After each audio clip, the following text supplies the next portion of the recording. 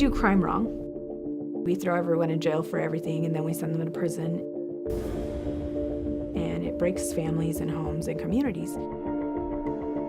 The prison population in Colorado has exploded over the last 35 years. We're spending now over $1 billion to incarcerate juveniles and adults. And nothing is better. We can't arrest ourselves out of crime. If we could, we wouldn't have any crime. We'd be done already. Can we make a difference, or are we destined to simply put more and more money into corrections? I have to believe that we can make a difference. When I say we, I don't mean just the General Assembly. I mean the city of Colorado Springs, Aurora, we as a state, we as citizens.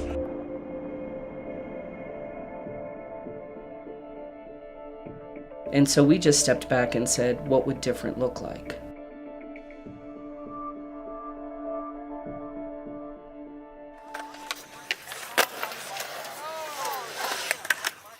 What does that look like to change that narrative?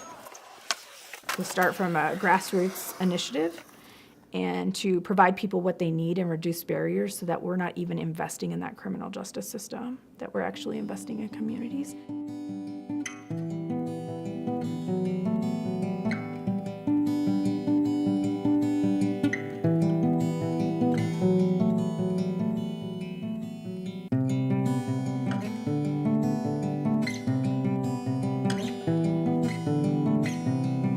The outcome of the Transforming Safety bill is that it's allocating $4 million a year, split between North Aurora and Southeast Colorado Springs.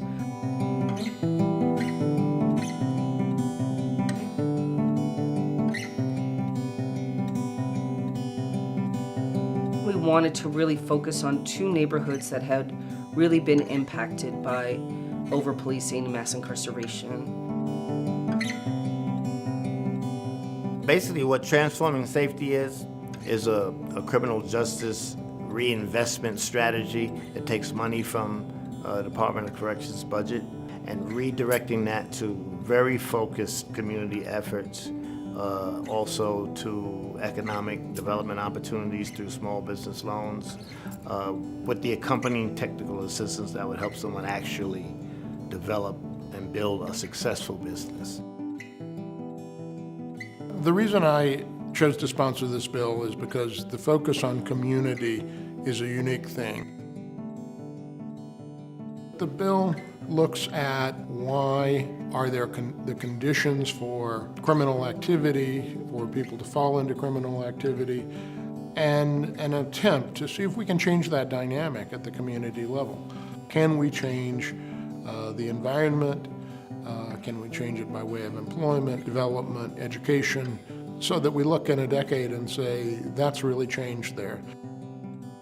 So the idea of moving in a different direction, I think, has tremendous appeal, and this initiative was supported by Democrats and Republicans in the House and the Senate.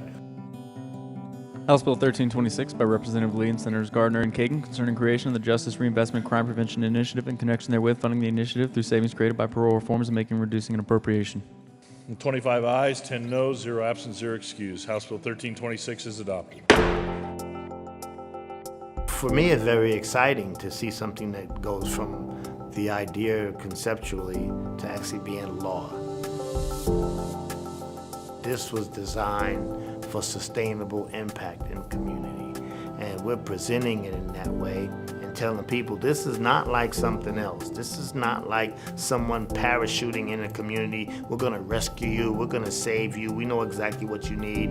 This is a group of community members deciding what's important and resources being made available to direct in those areas. That's unique, I think, when it comes to solution-focused approaches to community problems.